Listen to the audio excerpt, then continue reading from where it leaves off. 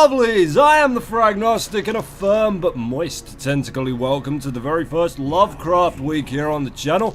Imagine that welcome if you will, picture it in your mind, your hand grasped in mine, me chanting pseudo-Sumerian gibberish, your sanity beating a hasty retreat out of your backside, fleeing from the surreptitious knowledges that man was not meant to acquaint with, me waving cheerily as the authorities drag you away kicking and screaming to a lunatic asylum where you will live out your days sketching incessant visions of impossible cities and anthropomorphized octopus demons on your cell wall with your own shit. Welcome, welcome indeed.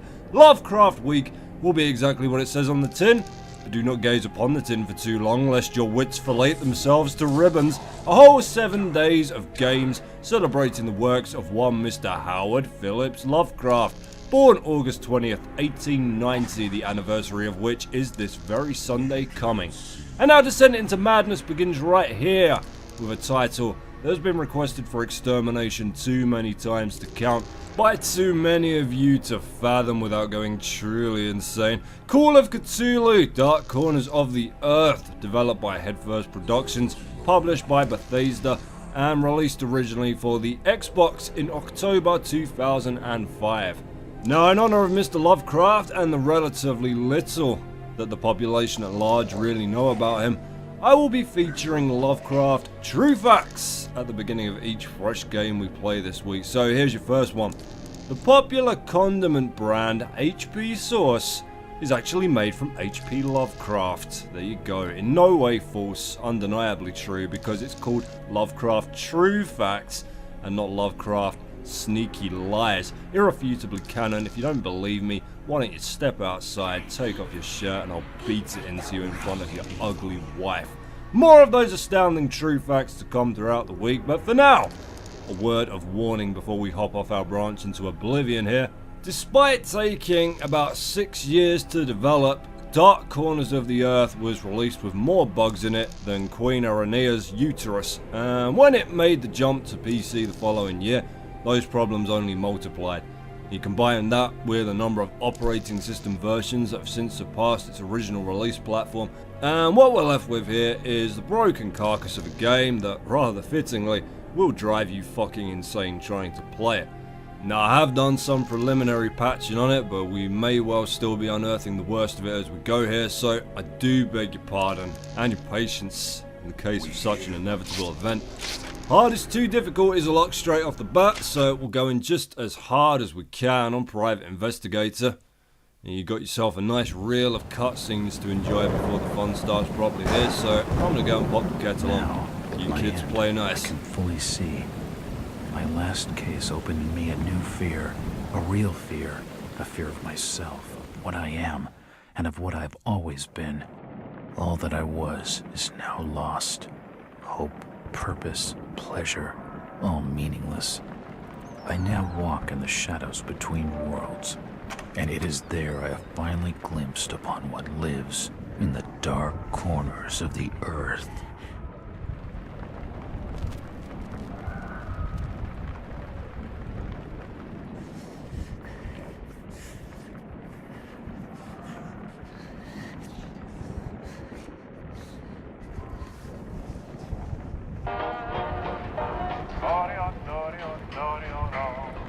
I like the way you smile at me, baby.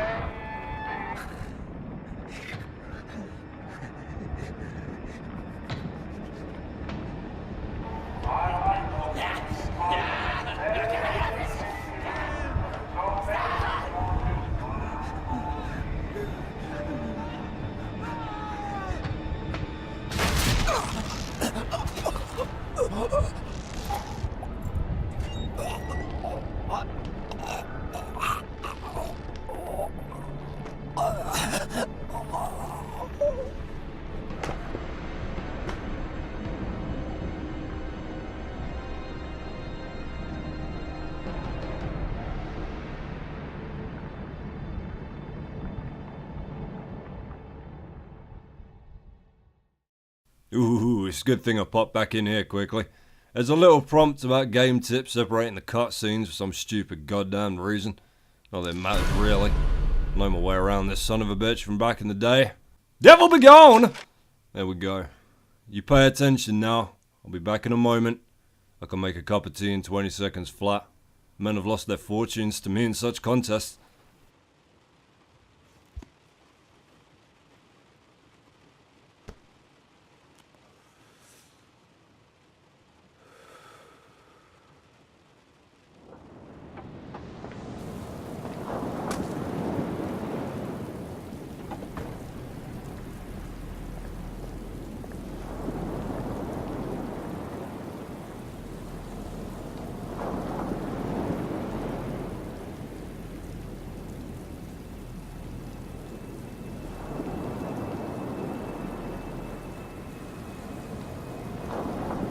Robert, this had better be good.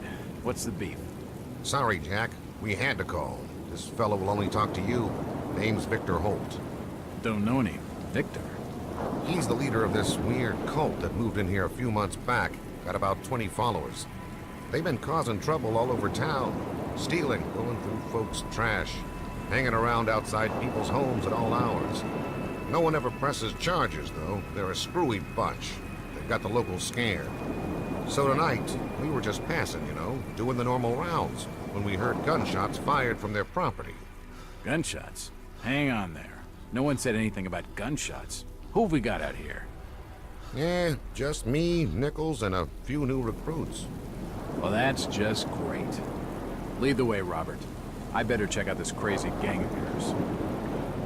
Easy. I was back hours ago. Even had time for a cheeky sip before I sat down. This is a very chatty game, lots of people to talk to. Like this weed over here. Hi, old milksop. How you doing, kid? Good, sir. Is it true what they say about you? Depends on what they're saying. That you've cracked cases where there was no evidence. You shouldn't believe everything you hear. Right. Unless it's from Lovecraft True Facts, then it's against the law to question it. Jack, Officer Nichols will brief you at the top. Be careful. Steady as you go up here or you'll miss this conversation. Something must be wrong. I think I saw him with Officer Armstrong. Just take it easy. It's okay. I've got you covered. I don't like this. Something's not right. Something's not right? Nothing's right about this. Fear ye not, cowards. Fraggers is here now. Evening, Jack. Glad you could join the freak show. How's it looking, Henry? I don't like this one bit, Jack. Check the alley on the right. Victor Holt's over there in the shadows. He's waiting for you. Can we trust him? Nope, but we've got you covered. You better take it slowly, though. They're a bit twitchy. Alright, here comes trouble. Be careful, sir. Oh, I'm safe, son. Nobody's gonna be shooting at me. I'm here by request. Here we go, you can already see Strange Cultist is the weak link in the chain, somehow firing through nearly his entire ammo reserves in under a second there. That's actually a fairly randomized firefight happening there. I've stood and watched it a couple of times and different cops die at different That's times. simple strange. Looks almost like a flaming eye. I should take a closer look. That we shall. This is your save point, and they are mercifully sprayed up all over the bloody place. Now, you know me, repeated saving's not really my play style, but it's the only way we're really going to get through this bugfest unhindered here. Last. It's me! You Hooray! seem to recognize me. I don't get it. Jack Walters doing his part for the Make-A-Wish Foundation there. Through this door, we'll get our first taste of the game's sanity mechanic. Poisoning by the looks of it. Should kick in after the next corpse. He's dead. They're all dead. Ah, so there we go. If you look at too much Suicide. grisly shits, Or rather, mass suicide. These nuts had some serious issues. the screen goes wobbly, and you start losing your fucking diary. marbles. This will make interesting reading. Fair bit of shit to read in dark corners of the earth too. It's all well written though, so cringing is kept to a minimum. Let's check it out before we move on here, or it's all gonna stack up and we'll have to spend a whole fucking episode catching up with it. We'll start with Jack's diary. September 6, 1915. A local disturbance. Evening. I guess I'm becoming a victim of my own success. After closing the last 5 cases so fast, the papers have been calling me a local hero. but I just had a run of lucky hunches, that's all. I'm just another cop doing his job. So there's a disturbance at a local residence. It's probably just a bunch of kids hopped up on moonshine. Why call in a detective? Maybe the uniformed boys are sore at being put out in this weather and they want to share the joy with a local hero. Wouldn't be the first good-natured prank I've had to take since those newspaper reports. I don't know though, something doesn't feel right. It's more than just a regular bad feeling. It's hard to explain, but it's strong. I'm probably just tired. Those dreams don't help. Can't remember when I last got a good night's sleep. Must be a month at least. Right about the time I started my run of lucky hunches, the dreams have been getting worse lately. I'm almost afraid to close my eyes. Bourbon helped at first, but not anymore. The lack of sleep must be affecting my nerves. Well, jitters or not, I better get going. Here's a headline for you. Psychic policeman keeps diary like little girl. Here's the one we just picked up. Diary of a cult member. Sounds like an Ozzy Osbourne song. August 20th, 1915. We have been watching him now for 2 months. I can feel my anticipation growing as the day of contact draws near. Victor has not yet divulged his final plan for bringing Mr. Walters to us. All I know is that we must succeed. August 24th, 1915. The sermon today was inspiring. Victor enlightened us with a story of the great race transcending the bounds of time to visit his dreams. Of the conscious things on this earth and in the ocean depths, we are but servants of a greater design. I can only hope that my faith during these last days will win me favour when our masters step through the gate. August 29th, 1915. The experiments below have claimed one more of our order. Another volunteer is needed, but many are willing. We are truly blessed through our faithful service now that his coming grows so close. September 3rd, 1915. The preparations are complete and Victor's plan is in motion. He will arrive soon. Surely by now he must suspect his true nature, or at least question the nature of his gifts. September 6th, 1915. He has come. Finally, it begins. No sooner do we find the Jack Waters fan club than the police surround it and shoot it to death. Fucking jealousy. Who's this charming fellow gunning my colleagues down like rabbits with strange eldritch back acne? Don't shoot. I'm unarmed. Ah, we've been expecting you, Mr. Long. Can't turn your back on them, my man. They're opportunistic Damn. motherfuckers. He recognized me, and it sounded like he was going to get on the level with what's going on in Notice this the joint. blood spill from the headshot there. Lovely attention to detail that is He's abruptly dead. absent from Looks the rest like a of the bad game. case of lead poisoning. He's dead. The key. Hey, shut up and take the Could come fucking in key, handy. boys. Jack normally squeals in excitement about the key there, but he was too busy repeating his own joke in the hopes that somebody somewhere would laugh at it. Well, we got everybody upstairs killed. Let's see what trouble we can get into on the ground floor. It's unlocked. This looks forbidden. Uh-oh, he's gonna freak out. Freak out, Jack. There we are. I don't understand. I mean, all of these photos. All of them. There must be some kind of mistake. Why would they want me here? It must be an old case. Something I've forgotten. Some screwball with a grudge, maybe. Think. I gotta think. And just so we're clear, because this is how the sanity mechanic works, if you stare at those pictures for long enough, Jack will go insane and die. Another key. He's got kind of a loose grip on his marbles, our man Walters. Alright, this is the first place of many I'm gonna save because our first notoriously vicious bug is coming right up. Heading through the door next to this will lead us to a trap door at the back of the room. It's unlocked.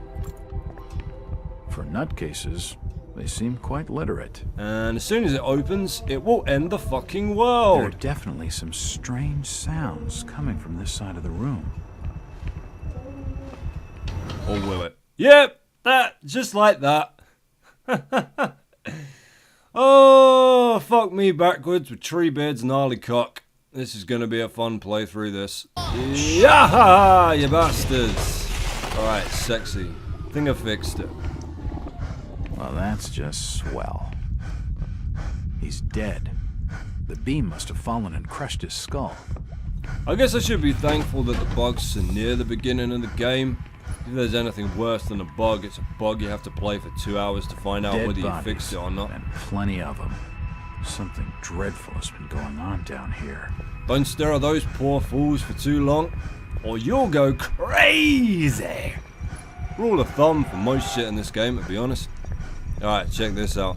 Direct reference to the Lovecraft story, The Whisperer in the Darkness, right here. Do have a peek. Looks like his stomach. The contraption above seems to be controlling his breathing. His beating heart. Lots more to see over this side before we hit the gift shop. Looks like his brain. I wonder what those wires are for. This pipe must drain the waste from his intestines. Looks like his kidneys. They're moving around in all that liquid. Gross. Let's break him. Ah! It's too hot to pick up. No, yeah, we gotta switch him off first. Shit! And there you go. I don't know what the fuck you thought was gonna happen. Slapping the delicate controls of an eldritch life support system with your stupid human sausage fingers. The machine must have overloaded. He's dead. What do you think would cause greater The pain? crystal's still warm. Touching that crystal while it's still powered up, or touching the power brick for a Lenovo laptop after a couple of hours? This tunnel feels like it's gonna collapse at any moment. Shocking, isn't it? It's almost like death cults seem to attract unemployed losers instead It's of too qualified hot to tradesmen. touch. I think it's being used as a power source for the machine. That and the luxury collector's edition of Operation upstairs are your two big hints on how to get this ominous looking piece of kit up and running. There's no power. If we head over and take a look at it before we switch on right here, you'll see it almost resembles some kind of gateway. What the hell is that?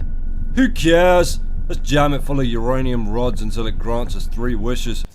Here we go. Right in the dick hole. Mosey round here. Switch the Genio-matic on. Like so.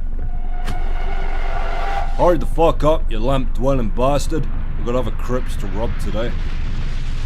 There we are. Dreams are about to come true. I want money, immortality, and another genie. But wait, listen.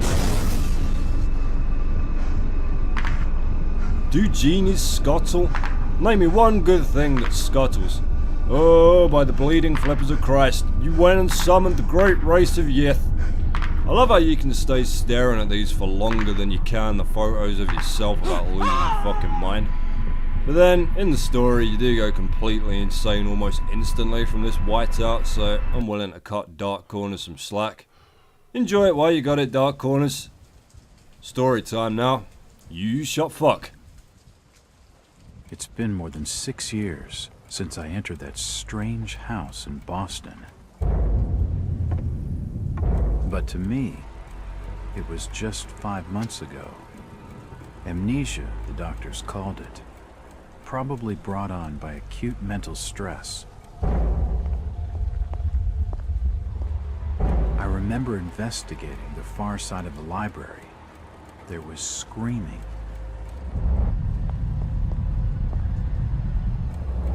According to the police report, they had searched the house for hours, only to find me later collapsed on the floor.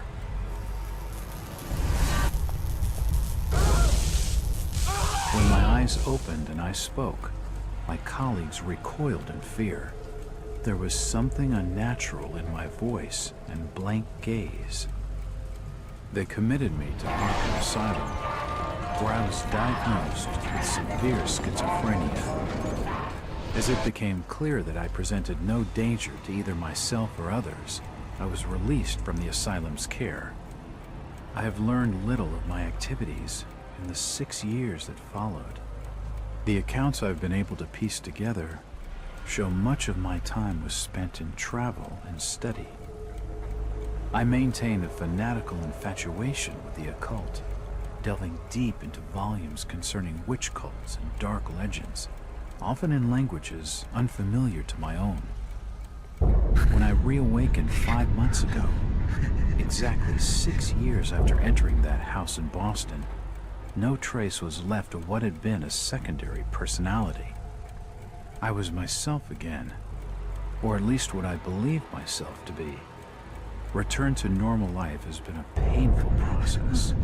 In recent days, my dreams have been plagued by cosmic landscapes, and I've become fearful of my own reflection. I am beginning to remember things from that day, more than 6 years past, that I have told no one else.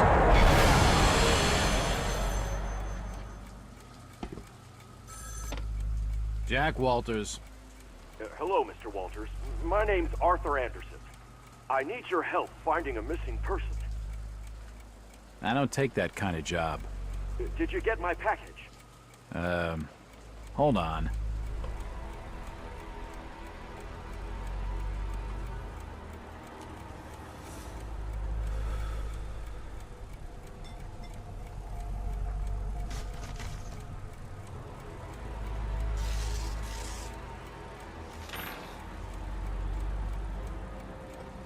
What exactly do you want from me, Mr. Anderson? It's one of my store managers, you see. Brian's his name. Ryan Burnham. Nice lad. He disappeared recently from the First National grocery store in Innsmouth. Innsmouth? Never heard of it. It's a small fishing town on the coast, not far from Arkham.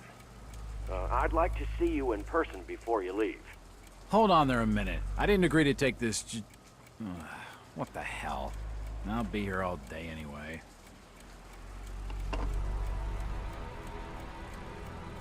So there you go, like many of the higher profile Lovecraft video game and movie adaptations, this one is based largely on the novella The Shadow over Innsmouth, but with a few important twists and deviations. Excuse me, literature to recite here. Knights, I have a new client, Mr. Arthur Anderson, the regional manager of the First National grocery store chain. It appears that the First National grocery store in Innsmouth was recently burglarized and its manager, one Brian Burnham, is missing. From what I've been able to gather, Burnham is something of a young rogue. A friend of the family, Mr. Anderson, gave him the job as a favor. Burnham is looking like the prime suspect for the robbery, but there are a few things that don't add up.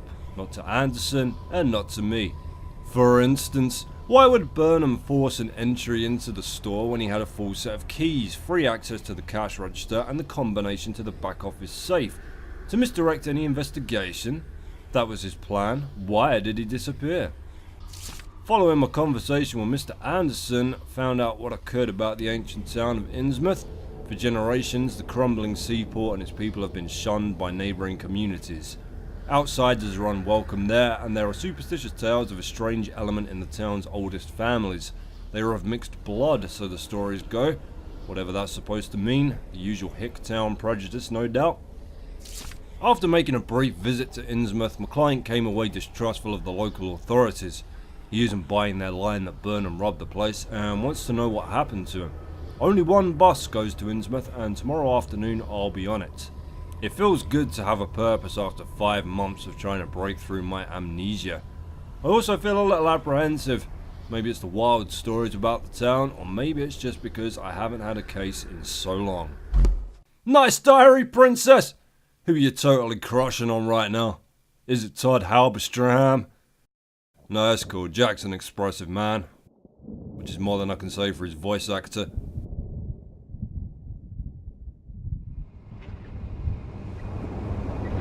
Driver, how far did he stop? It's almost there. I'll drop you at the town square of Innsmouth. Why lock the gates? Keeps out wanderers looking for work. You don't want those folks like that interfering with our affairs. Is the bus from Arkham always this empty? Aye, and we prefers it that way. Not many come to Innsmouth. But what about trade? Surely the port needs business. Innsmouth has the means to look after her own. It's just, the voice acting is pretty stellar overall in this game, with the exception of your voice actor, who, for somebody constantly teetering on the brink of flibbledy-diddle, foamy-mouthed lunacy, struggles to achieve an emotional inflection besides mildly horny. You'll notice our driver has something of a speech impediment here. This is it, stranger. End of the line. But God bless him, you'll stop noticing that once you see his face.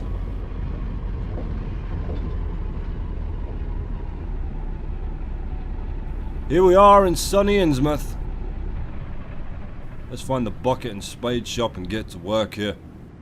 I want that sandcastle tall enough to poke God himself in the arsehole waters, and I want it Could you direct me to the First National Grocery Store?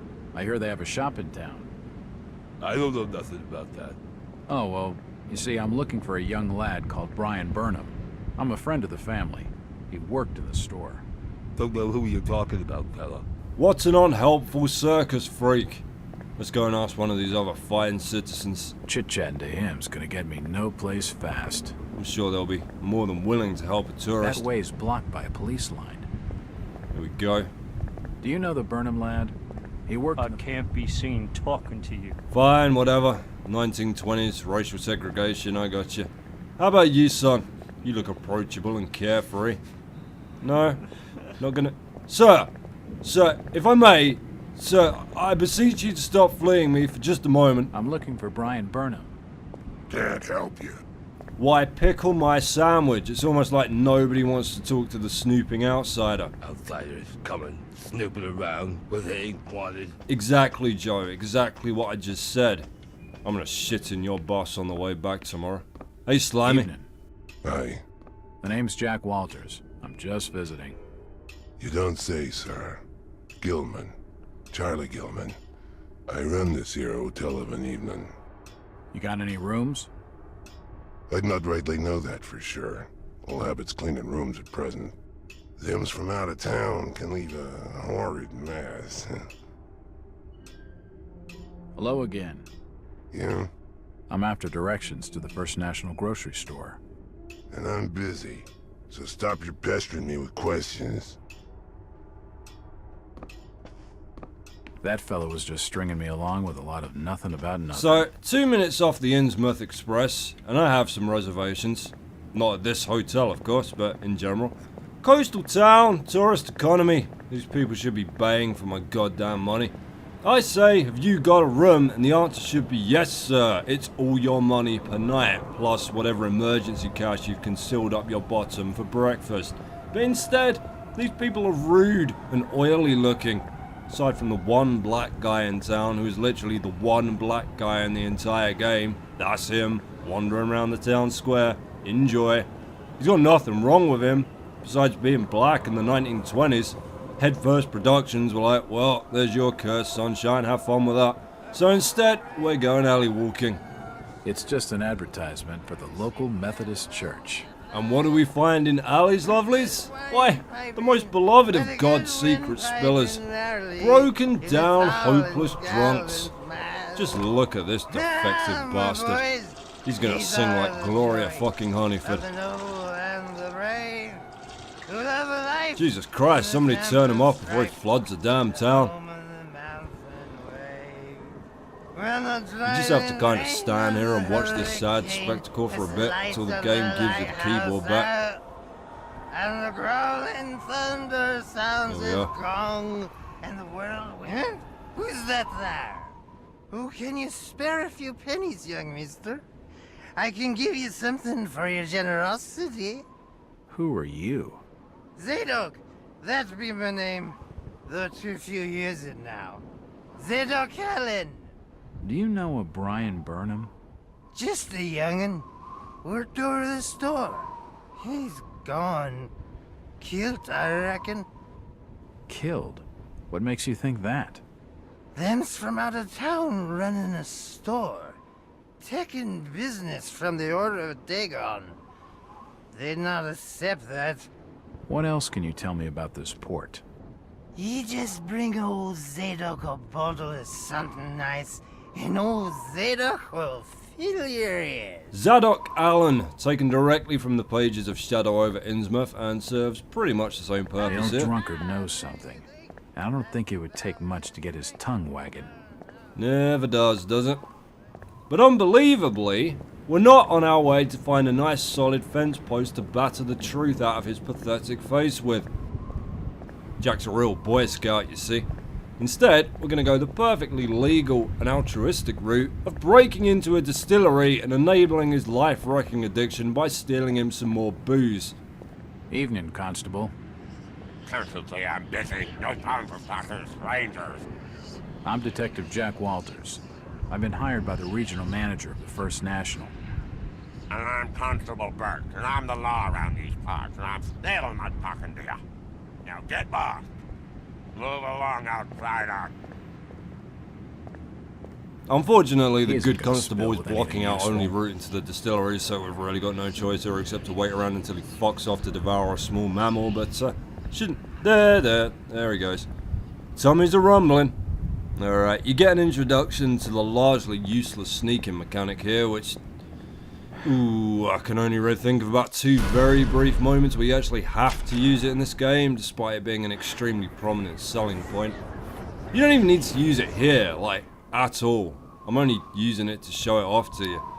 The enemy AI in Dark Corners is absolutely atrocious. You see it in action a lot better later on when shit actually starts attacking us, but suffice to say, you can be jumping up and down on the spot 2 feet behind these imbeciles and they won't know you're there unless you accidentally bump into them.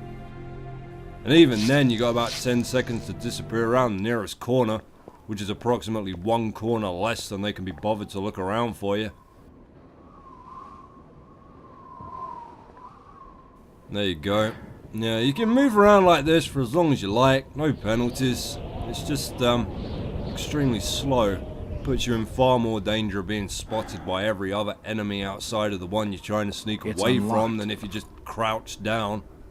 Of course, if that's not slow enough for you, you can crouch and sneak, which will put you on par with the land speed of most dead bodies. We're going to cover our tracks here with a spot of furniture rearranging. Good mechanic that dies off quite early in the game, along with the majority of the stealth and survival theme features.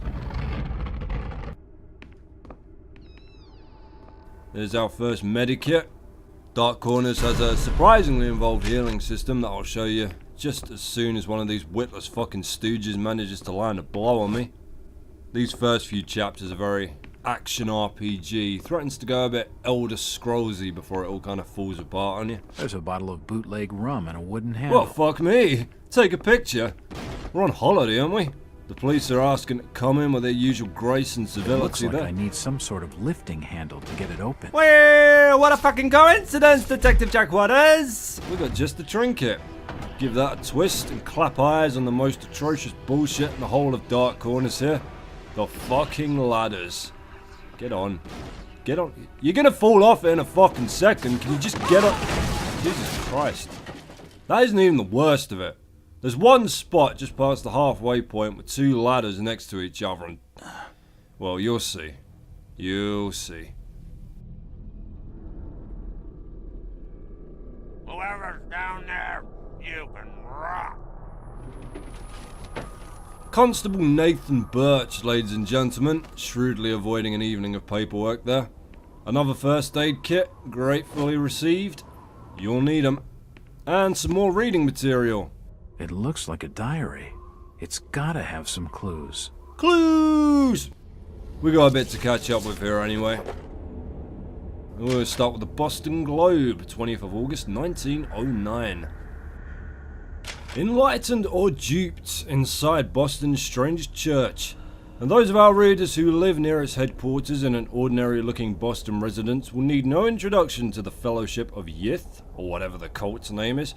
For those who have not encountered this mysterious semi-religious group before, a few words of explanation are necessary. Since our country's founding upon the basis of religious freedom, its shores have been home to many small religious groups outside the mainstream. No small number are headquartered in the states of New England, where the Pilgrims themselves sought a new world free of religious persecution. But the question must be asked, at what point does a religion become a cult, and its trusting adherents, not to mention its blameless neighbours, become victims? That is the question this journal poses in regard to the Fellowship of Yith. In a month-long investigation, our intrepid reporters have diligently sought out the truth behind this so-called church. Its origins are somewhat mysterious, the more so since the group's leaders declined to be interviewed or to assist our investigation in any way. However, it seems that the Fellowship was founded more than 20 years ago by one Victor Holt, based on a revelation he had received from beyond the confines of this world. Holt has not been seen for almost 6 years. His followers apparently believe that he is communing with the mysterious powers behind his faith, and that he is shortly to return with new insights and teachings.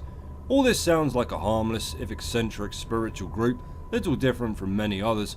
However, those who make their homes near to the Fellowship's headquarters tell a different, more sinister story. The adherents of this obscure sect are to be found loitering on street corners, casting menacing glances at their innocuous neighbours, and frequently engaging in acts of petty crime, which the local police seem powerless to prevent or address. Strange lights have been observed burning in the windows of the old house at all hours of the day and night.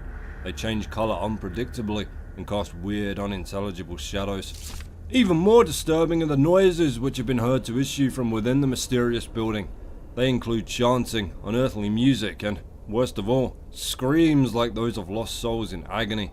Many of the sect's neighbours are convinced that its services include human sacrifice or similar atrocities.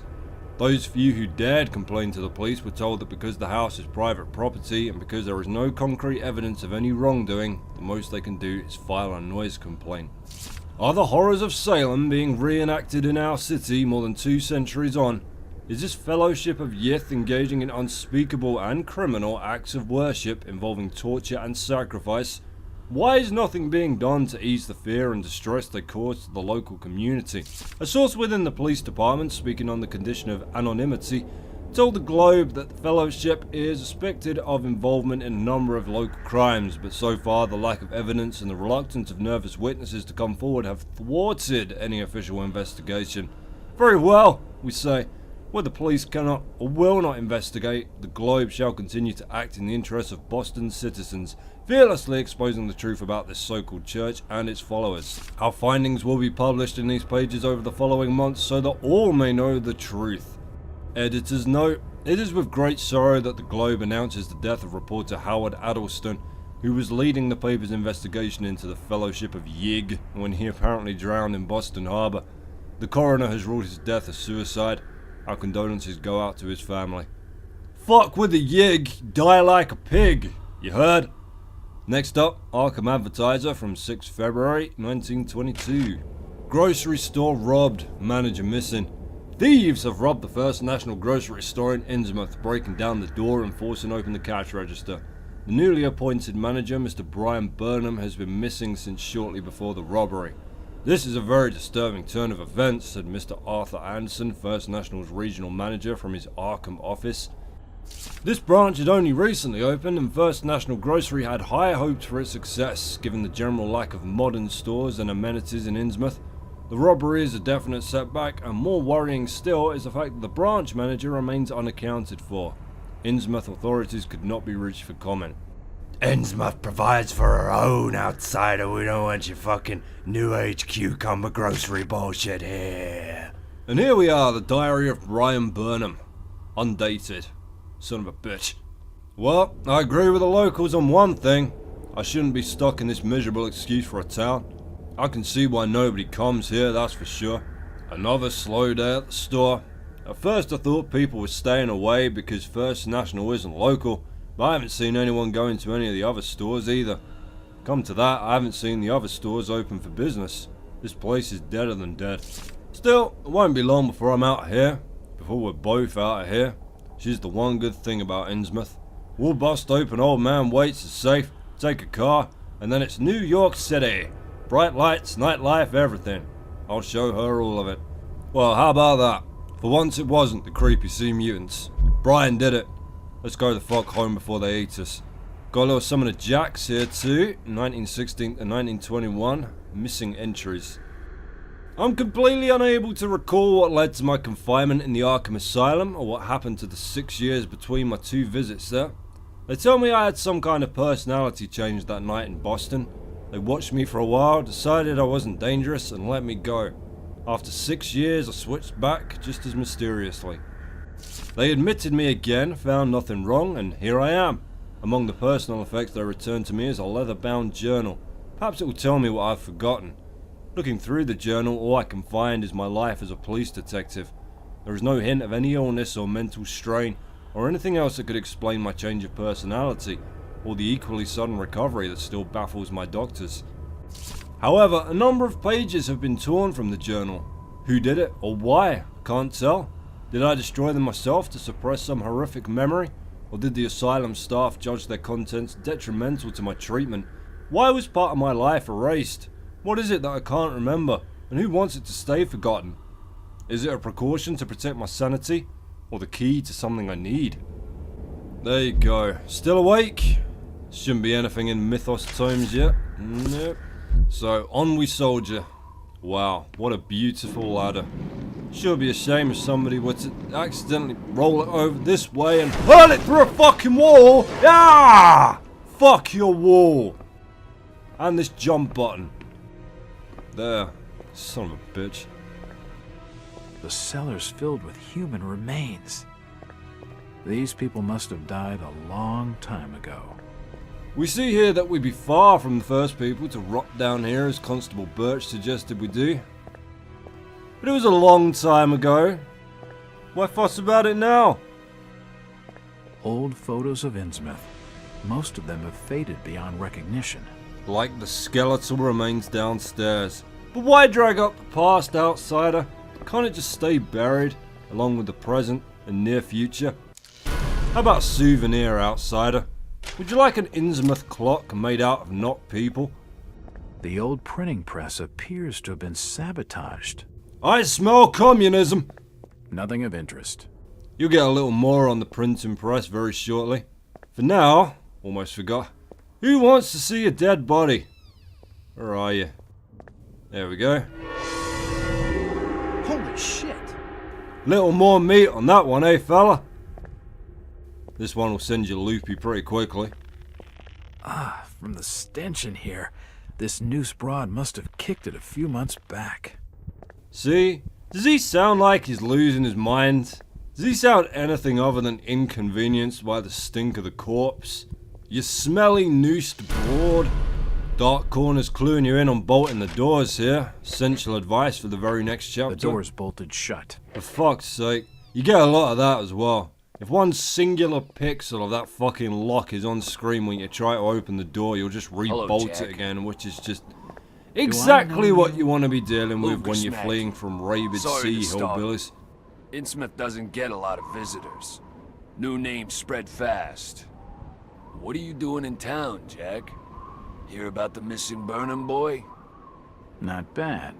I'm a private detective. My client's a friend of the Burnhams. Seen the latest press from Arkham? Your boy's been quite busy. What about you, Mackie? You're obviously not a local. What's your business in town? True enough, Jack. Nothing too exciting, I'm sorry to say. I'm a government factory inspector. They posted me in this rotten hole to check over the old Marsh refinery. Speaking of which, I've got an appointment with the manager, Jacob Marsh. Okay, maybe I'll catch you later. That's the first friendly face I've seen in this damn town. But I've been in this business long enough to know he's hiding something. Lucas Mackey, useless bastard extraordinaire. Bears a suspicious resemblance to a certain Mr. Howard Phillips Lovecraft. Let's see what he's given us here. Arkham Advertiser, 7th February 1922. Innsmouth robbery, missing manager accused. In yesterday's edition, we reported on a burglary at the recently opened First National grocery store in Innsmouth. The case took a new turn today as authorities in the town named Brian Burnham, the store's manager, as a suspect in the case. Burnham has not been seen since the robbery and is thought to have left the area. It's a very straightforward case, said Chief Constable Andrew Martin in response to inquiries by the Advertiser. This young man simply robbed his employer and fled. I imagine he's out of the county now, if not the state. The Chief Constable dismissed concerns expressed by First National Groceries Regional Manager Mr. Arthur Anderson that Burnham may have been kidnapped or injured. Well, son of a bitch. If these puddle-licking knuckle humpers managed to solve it that quickly, then something must be alright here. Again, I really don't want to be saving this much. We're not actually in any danger from anything for a while yet, but the bugs! I hear them in the walls! The good constable stalked off to solve more crimes with the role he's on. And talking of stalking, this is the first of a seemingly endless number of POV shots we'll be getting from here on out. You better keep your trap shut. I won't tell him anything. Yeah, you better not.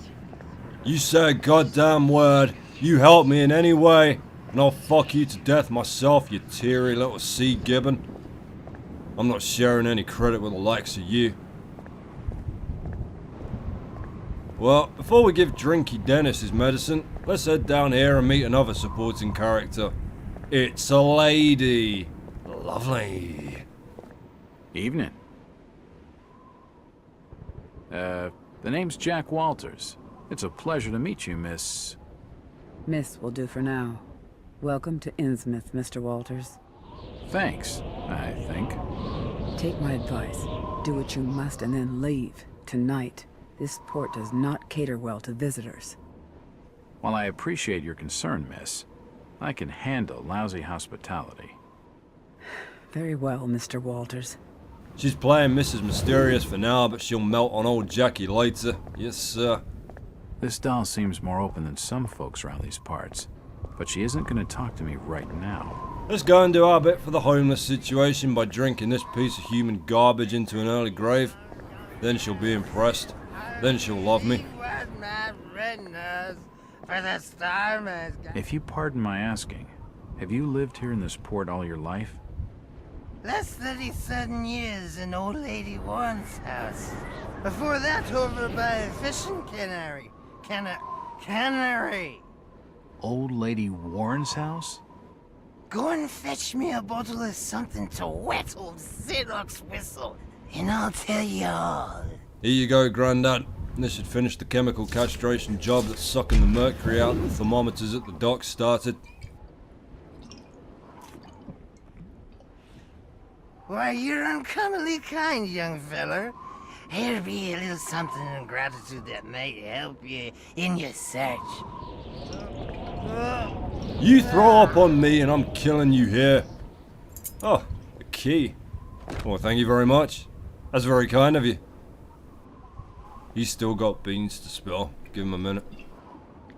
Ah, now you be calling me crazy. Like them that's there rumoring in Ankrum and Ipswich.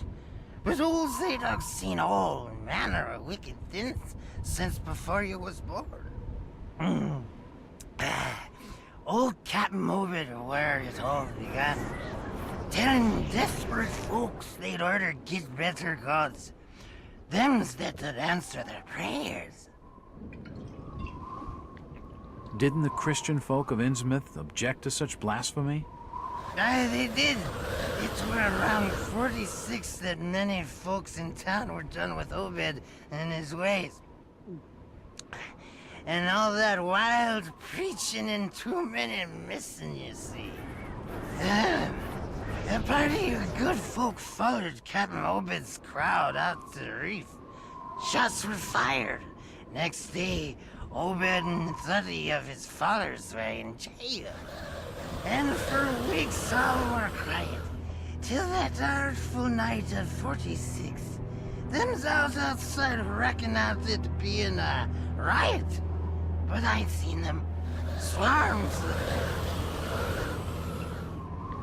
Look, old man, I don't have time to listen to these fishing tales. Oh, was a massacre. The jail thrown open. Mounds of the dead and the dying. Shooting and screaming and shouting all across the town square. Come morning, the mess was cleaned up. Old Obed and his family takes charge, they did. Folks were told to keep shy as strangers if we were knowing what was good for us. Zadok, who did all this? Who did all... Except the old captain was now deeper in debt to his heathen gods. They were hankering for more than just sacrificing. Obed told folks they had to take the oaths of Dagon. What the hell are these oaths? You just asked old Wes about oaths of Dagon. Aye, he take the third oath. Just head over to his hole in the Dock Street. Then you'll see, for definite. He's given me a key to the town poorhouse. It could come in handy. Cover your mouths, lovelies. We're off to meet the poor. The name Wait there should throw up an immediate sense of dread to anybody familiar with Lovecraft's short story, The Thing on the Doorstep. Oh, hi Mark. Mr. Walters, I must speak with you. It's Jack. And just hold on there a minute, sweetheart. Are you gonna even tell me your name? My name's Rebecca Lawrence, and unless you want to join Innsmouth's long list of missing, I'd urge you to follow me. Missing, huh? Like Burnham? Of that, I'm not sure. You'd be better off asking the Billingham's daughter, Ruth. She was dating Brian. What? Who's Ruth? Quickly, you have to follow me. It's not wise to be seen talking to outsiders. No Brian Burnham in the source material, but Crispin Burnham was a very prolific contributor to Lovecraftian lore in the Innsmouth 70s is a and 80s. strange place. There are things that have no business being here. Foul, reeking things. Strange. Trust me, I'm good with strange. That remains to be seen, but I can help you. My father discovered this strange sign while studying an old manuscript. It seems to ward off the more unusual elements in Innsmouth. Whenever you find one, you can use it to find a moment of sanctuary. Now, I must leave before we're seen together. I've seen that eye-like symbol somewhere before, but never surrounded by a star. Another handy feature of these save points, besides acting as safety flotation devices to ferry you through the raging sea of bugs that is dark corners of the earth, is that if you get overwhelmed by the villagers later on and run out of ammo, you can lead them to one and they'll cover their eyes and start freaking out, effectively rendering them defenseless and ripe for a crowbar battering.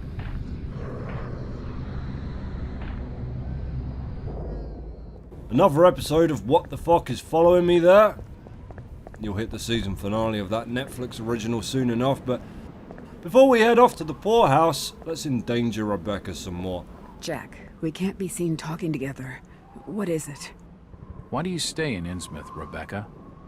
My grandfather, John Lawrence, was editor of the Innsmouth Courier. He was murdered in the slaughter of 46. He had always despised the Marshes and their blasphemous doings, and it was he who led the party out to the reef that night. They arrested Captain Marsh and his order and tossed them in the old jailhouse. A few weeks later, my grandfather was dead. My father saw him die. Him and many others burned alive in the Courier's basement. All the more grounds to leave. To leave would be to fail my own legacy. I have a duty to protect the good in Innsmouth, at least what little good remains. Could you draw me a map to the good, Rebecca? I'm having a hard time finding all the good. She knows plenty, but I need to have a look around myself if I'm gonna crack this case. Is it near the town square? Have they got it in a cage somewhere? Help a fella out, you lurky broad. Hey, what does she even do for a living in this hellhole? I don't want to make any presumptions, you know, to each their own, but she sure is fond of that alley. You know what I'm saying. Here we go then. Hobo City. Cardboard box shop on your left. Pet store for sad-looking dog companions on your right. It does this occasionally where it freezes for a few seconds before it lets you into a new area. Just so you know, I'm not pondering Nietzsche or anything. Outsider, I'll report your order. I'll not say nothing. Oh yes you will, bitch. You'll sing like a canary. Where is everybody? It's very quiet. Just leave me be, stranger. You'll talk. You'll all talk once Jack breaks out the electric nipple clamps. Move, you fat bastard. Look everyone, a leper. Do you need any help? Disease is rampant in this town. Yeah, don't say it too quietly, Jack. Won't want to spare his feelings or anything. Where is everybody? It's very quiet. If you don't like it, just turn around and leave. It's the entrance to the town poorhouse. And I mean, that really is the soundest advice you will receive in this entire game. Episode 3 of Who the Fuck is Following Me is on now. No answers yet, but oh my god, they're on the roof right outside. Right outside! That's gotta be a mid-season finale, hasn't it? Passed away. The food is rotten, but we'll die soon enough. What are you looking at there, old-timer? Nothing. I'm just looking. What you doing in old Warren's house, young feller? This hole is for the broke and the dying. I'm trying to find Dock Street. It's out back of the house. Everything in Innsmouth is rotten and dying. Windows boarded up, and all sorts of curious barking and crawling around black cellars and attics. How'd you like to be living in a town like this, feller? I've been to more welcoming places. I don't think he's been outdoors for years. He isn't gonna know anything. How'd you like to give your grandpa a rub down with a washcloth, young fella? Ooh, yummy. This almshouse is home to the old and the destitute. You're disgusting. Just gonna steal the 1 pack of medical supplies they have right here? No, commandeer. I'm commandeering it in the name of the law. Yep, maggots squirming around in your lady parts will do that to you. That's why I rinse my lady parts out thoroughly before bedtime. The old woman's dead. Even the damn bugs are staying away from her. Don't know if that floor collapses, but I'm not finding out today. Oh, the ladders. Oh, the fucking ladders. Here we go. This will be... Get off. Get off the fucking... Look, sending me crazy in-game and out. Get off, you stupid fuck. My word. Take a damn bath, Jack. You're like a fucking magnet. You're so sticky. I'm looking for Brian Burnham. You're in the wrong place, asking the wrong questions, outsider. You ever talk like that by mistake? You gotta say hello to someone, but you got some phlegmy shit caught in your throat? Jesus, those people have been ripped apart. That's a sanity hit right there. Watch this. Watch the absolute havoc I can play with this cutscene with nothing more elaborate than the use key.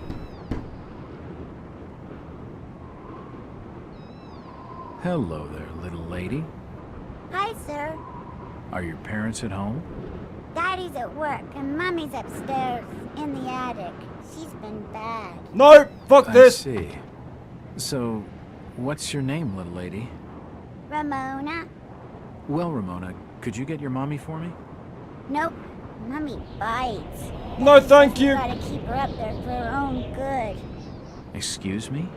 When I go near the door, she growls. Nope! I don't love Mommy like I love my daddy. You don't say. Ramona, I really need to speak to your daddy. Do you know when he'll be home? Soon, I think. You can wait inside if you like. Daddy won't mind. I'm drawing pictures with my crayons. Fuck that shit! That would be great. Thanks. Unfiltered hilarity. Every time. I should check the place over while I've got the chance. Let's critique some child art here. Always a rewarding pastime. What are you drawing, Ramona? Pictures of Mommy and Daddy. Wow, that's absolutely horrifying, sweetie. If I had a fridge, that'd be going straight the fuck away from it. It's a recent family photo. The corner's been torn off. I can only see Thomas and Ramona Waits in the picture. Well, what sort of monster would vandalize a beautiful family photo in such a way? Of a beautiful family, and not a hideous fish beast locked in the attic. The door's bolted shut. The door's bolted shut. Mummy bites, you say? Ooh, Jack Walters likes the sound of that. Jack likes a broad with a little fight in her. Hey there, Mrs. Waite. Ramona says you've been bad. You sound like the kind of damaged goods I could drag down the aisle. How about me and you go get drunk and do something ridiculous? Mrs. Waite. Oh ho ho, Mrs. Waite! Let me get my shoes off first, at least. How about you wear this paper bag and call me Captain Ahab? Ah, Mrs. Waite, no! And there you go. The worst idea you will ever have. Is Ramona okay? Oh no, that sounds squelchy. Screaming and squelchy, never a rewarding combination. And victorious animal roaring to top it off. No, the numbers aren't looking good on that one, are they? Oh dear. Here's the first of your asylum flashbacks. There's a few of these throughout Dark Corners, and I don't tell you much, really. Over the course of the game, you'll slowly make your way out of your cell and walk to the end of the corridor outside, and that's it, really. I guess there's not much excitement to really be found in a lunatic asylum unless you're on the staff or you manage to chew your way out your straitjacket. Alright, duck in here now. Mrs. Waite isn't going to eat us. And grab yourself the diary. Looks like a diary. And it is indeed a diary. Wonderful work, detective. They'll make you commissioner for this. Oh shit, the kid. It wasn't my fault. It was like some foreigner. Russia did it. Unhand that corpse, sir. That is evidence you're crying your filthy tears all over. Oh, God. No. They've taken the last thing I loved away from me. I'm sorry. I didn't realize what was up there. What the hell was that thing? There's no time to explain. They'll be here soon. Listen to me closely. You've been the talk of the town all day, asking after the Burnham lad. I heard he never made it to Boston, that he was copped by the order of Dagon. Did he pocket anything from the store's safe? Thankfully, no. It's sturdy. He'd never have wrenched it open with a crowbar. There's something in there that needs protecting from the order. You've got to get it out of Innsmouth. Take the key to the back of my store. The safe combination's in my diary, upstairs. Hurry, Jack! What the hell's in the safe, anyway?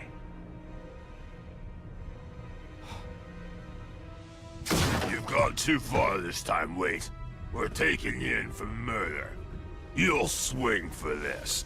Wait, he didn't do anything wrong. He killed his own daughter. It sounds less than blood. There's plenty wrong with that. I'm reckoning you do well to mind your own business, stranger. In Innsmouth, we handle things by the old ways.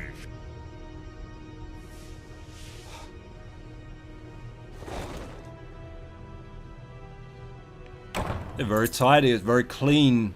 Not even a blood stain, It's really. Ramona's coloring book. You know he's just gonna eat her to save on paperwork, so let's take a look at this diary here. Diary of Thomas Waite. The last entry in the diary is from today. It reads, "Another sleepless night. I lay awake listening to the movements of that thing that I married pacing about her locked room. Damn the esoteric order of Dagon! Damn the oaths! And damn the town fathers for not hanging Obed Marsh when they had the chance. No, burning him. Him and his whole filthy clan.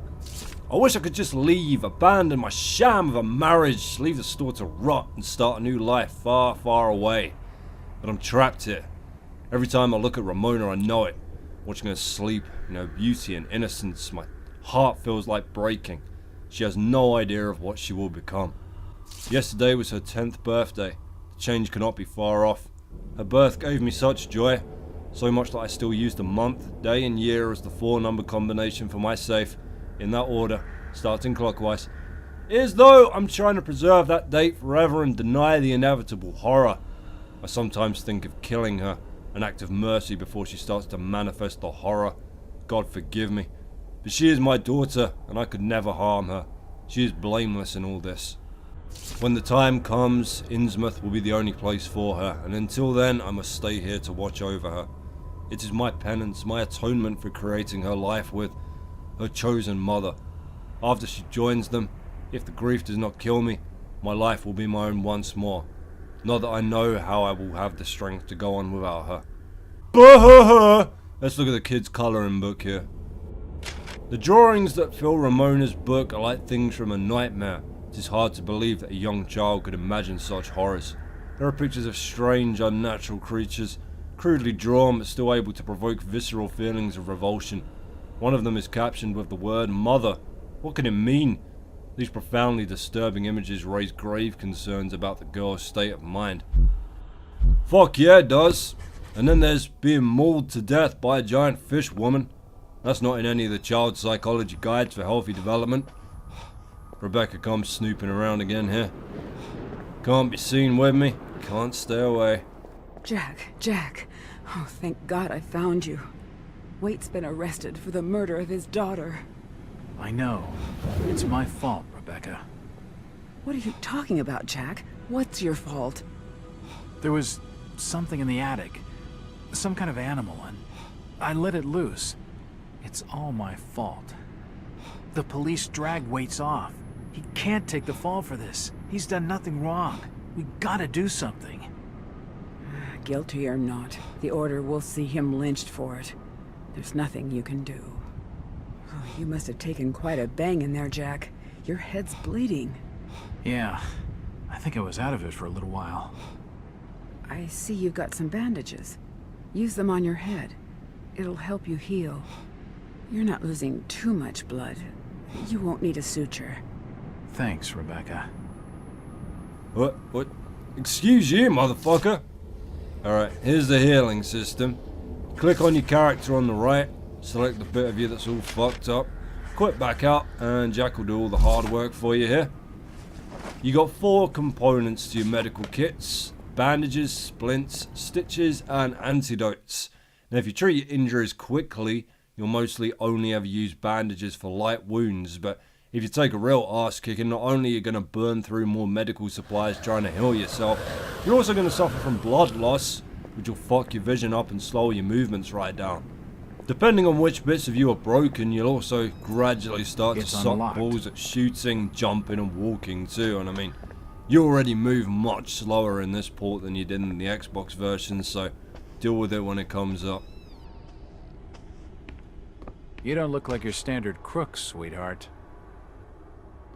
Jesus, you crazy sap! Who the hell are you?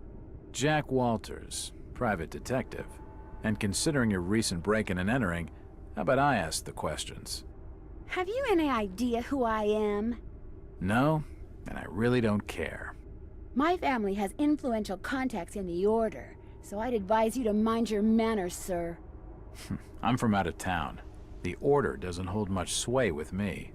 Really? Out of town, you say? How interesting. I'm Ruth Billingham. Huh. You're Brian's broad. That figures. Brian? I don't believe I know a Brian. Yeah, right. I've been fed that line 1,000 times, and from much better liars than you. Look, Ruth, the rumor around town is that your lover boy's in the hands of the Order. What? No, that's not true. They'll have him killed. It was all my idea. I just wanted a clean break from here. What do you want me to do? I don't know. You're the detective. You think of something. I'll be waiting out at the old fishing cannery the next 2 nights, just past the abandoned railway station to Rowley. When you find him, give him this. He'll know it's from me. Off she fucks, and if you take a look at what she's given us here, you'll see it's a lovely photo that says, "I love you, BB." Sorry Brian, she told me to give it back to you. She's been playing the field of dicks. Cracking into old man Waits is safe. It's as simple as entering his daughter's birthday, which, if you did the detective work back when we read it, is the 6th of February 1912, so 2612, because Americans write their dates backwards. Psh, you Americans. Yes, that's it.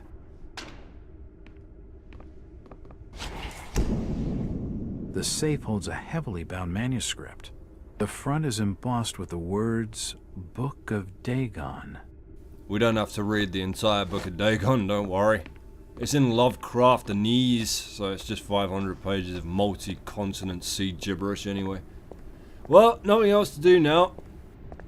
It's getting late. I'd better start making tracks. I don't much fancy spending the night in this hole. Nah, but of course we must. Something tells me our special little bus driver's taking the night off. That's something being my prior multiple playthroughs of this game. What the fuck's following me? Is it a bird or a manatee? Your only prize, a swift demise by whatever the fuck is following me. Let's snoop. Did you hear Waits killed his own daughter? His own flesh and blood? Damn shame. Maybe not. What do you mean, maybe, Charlie? I think Elliot dragged him off. Caked in blood he was. Aye.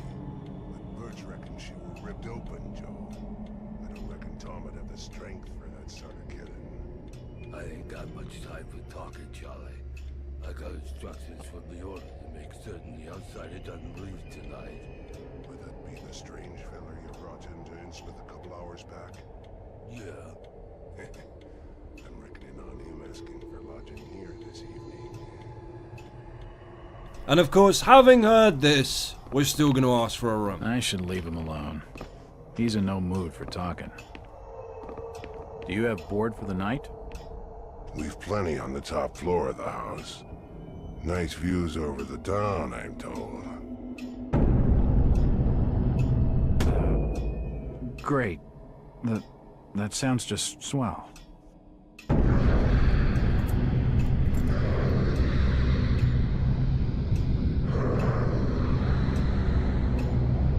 Hey, you all right there, sir? You're starting to look kind of funny there for a while. Face as white as bone and eyes as black as coal. Like you'd seen a ghost or something.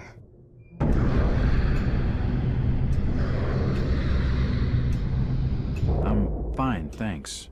It's just the sea air around these parts. It makes me queasy. The Innsmouth's breeze is not for your outsiders. Charlie, can you come with me? I need to be telling you something. Perfectly. Excuse me, sir.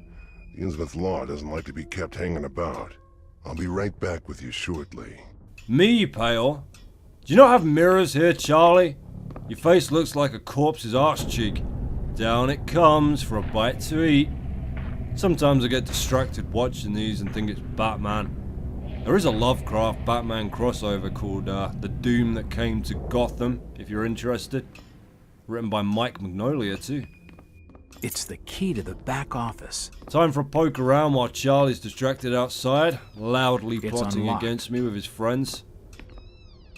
Oh my, what a troubling scene. Well, it's almost like he's been... The hatchet is encrusted with blood. I'm not touching it. Cutting hotel guests into meaty chunks for other better paying guest I wonder breakfast. what secrets this book holds. There are severed body parts strewn all over the office. There are severed body parts strewn all over the office. It's a tight economic model, Charlie. I'll give you that.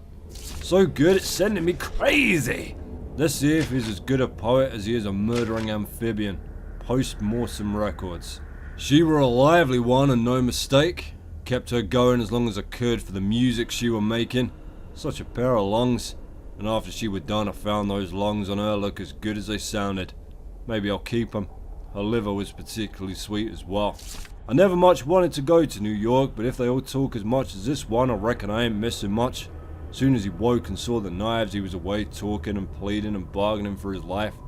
All them words made me dizzy. I had to take his tongue first to stop him. In future, I better wait a while after they eaten dinner, for his innards stank awful. The bones was nearly all out before he died. I was real careful around the arteries so as he didn't lose any more blood than could be helped, and he lasted a lot longer for it. The flesh moved on its own as he tried to work his arm, but with the bones gone there weren't nothing it could do, just twitch. Took it out the strap so it could move free and I watched. The new gag worked much better, and he was more quiet than the last. I think the real mystery here is how Charlie manages to run a profitable hotel and spend so much time on his hobbies. Why, that'd drive me insane! He should be back any minute here. Although Jack refused to take the hatchet there, his pacifism will soon wane when he's packing an arsenal fit to storm the Alpine Follow me, fortress. sir. I'll show you to your lodgings. I heard there was a killing over at the old Waits house tonight. They reckon the old fool killed his own daughter. Caked head to toe in her blood, they says. And had to be dragged away, screaming and crying. I reckon there'll be a lynching for what he done. I'm sure you'll be front and center for that, Charlie. With your knife and fork. Bag the rest up, sell it out your van. Charlie don't surf. And turf. Of course, that's only for the locals. All you get is the outsider meal, which is a box of rat poison poorly concealed by around 5 chips. You're still looking pallid, sir. You're needing to have yourself some rest. Sleep well, and keep down the racket. Us Innsmouth are quiet folk.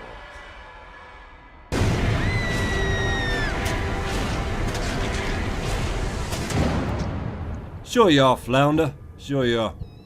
Well, let's get to barricading this room now, shall we? Fuck's sake, look. There we go. You can't move the wardrobe in here, so... I just don't feel safe going to sleep yet. Alrighty, I guess there's more to do that I've completely forgotten about. An old wardrobe. Nope, that's definitely going nowhere. Son of a bitch. Go to bed. I just don't feel safe going to sleep yet. I mean, Jesus Christ, are you ever going to feel safe going to sleep in a place where you have already overheard several thinly failed plots to kill you? I just don't feel safe going to sleep yet. Man up, Jack. Don't make me give you the morphine. That's an empty threat. Never use the fucking morphine. I can't sleep here. It's not my room. You have some wacky moral compass, mister. Wait, is it as simple as just closing the door here? Without locking it, just closing the damn thing. Not exactly safe. Yeah. But the best I'm gonna get in this infernal town. Shouldn't go to sleep with the candles still burning there, Jack. That is actually completely unsafe, Jack. Don't go to sleep, Jack. Candles. February 7th, 1922. Early evening. Innsmouth turned out to be more dilapidated, depressed, and unwelcoming than initially expected. The stench of rotten fish fills the air while poverty and disease lie festering in every cobbled back street. Only a few of the inhabitants have been at all cooperative, the others are evasive and sometimes downright hostile. My detective's instinct tells me they're trying to hide something. Of course, I could simply be prejudiced by their look and manners. They're almost ugly enough to get me believing those local tales of the Innsmouth taint. Even so, I've been able to make some progress. Finding Ruth Billingham was a lucky break. She's convinced Loverboy is still in one piece and being held in the town jailhouse. Rebecca Lawrence is clearly afraid of something. She don't come across as a type that scares easily. But then, I guess she's not afraid enough to leave. She seems more worried about me. Then there's Zadok Allen, the old rummy, who's willing to talk alright. Wish I knew whether he turned to drink because of what he saw or whether he saw things because he was drinking. The Order of Dagon, some heathen religion brought back from the South Seas by Obed Marsh. Rituals on Devil Reef. Those who wouldn't join massacred by some kind of monsters in 1846. It's all so far-fetched. But what else could explain the thing that charged out from Thomas Waits' attic? If I hadn't spoken with Thomas himself, I'd be sure I was seeing things. Whatever's really going on, this place gives me the creeps. The dreams are becoming stronger. I seem to spend each night in weird, fantastic landscapes with immense buildings like no architecture I've ever seen. And my body in the dreams, so strange I can't begin to describe it. Maybe it's some buried memory of all the occult stuff I studied when I wasn't myself. And this spooky vision thing is acting up worse than ever. Used to be I could kind of see what people were thinking sometimes, but now it's going crazy. It's like someone's watching me all the time, tracking me from the rooftops and the shadows. I'm so edgy I can hardly think straight. If I could only get some decent bourbon in this miserable town. I need to track down Brian Burnham and fast. The sooner I get out here, the better. I'll make an early start in the morning. Just try not to bleed on the sheets, you menstrual cycle having, diary keeping woman. Jack's about to have some more of his trippy bastard dreams now. Let's hope he doesn't wet the bed. Through his vagina.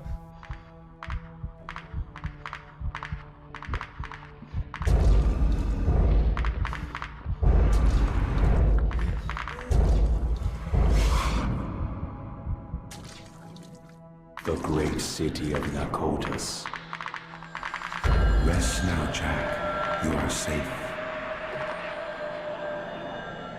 What was in the light, Jack? Where do you want to go?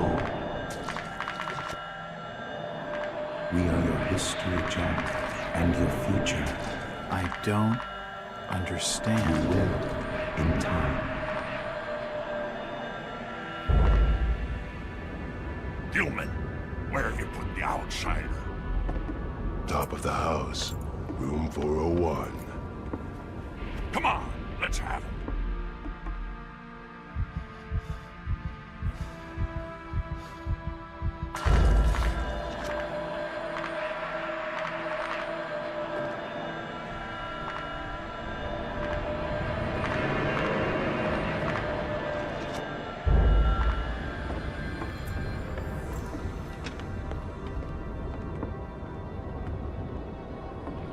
Well, either Jack's got a freebie from Innsmouth escorts, or we're about to be brutally murdered.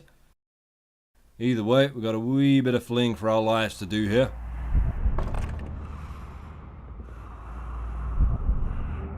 There's his room.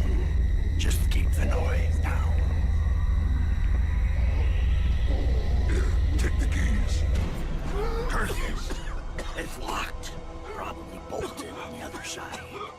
He's awake in there. I can hear him moving about. Break the door down, you damn It's still no clearer, really, is it?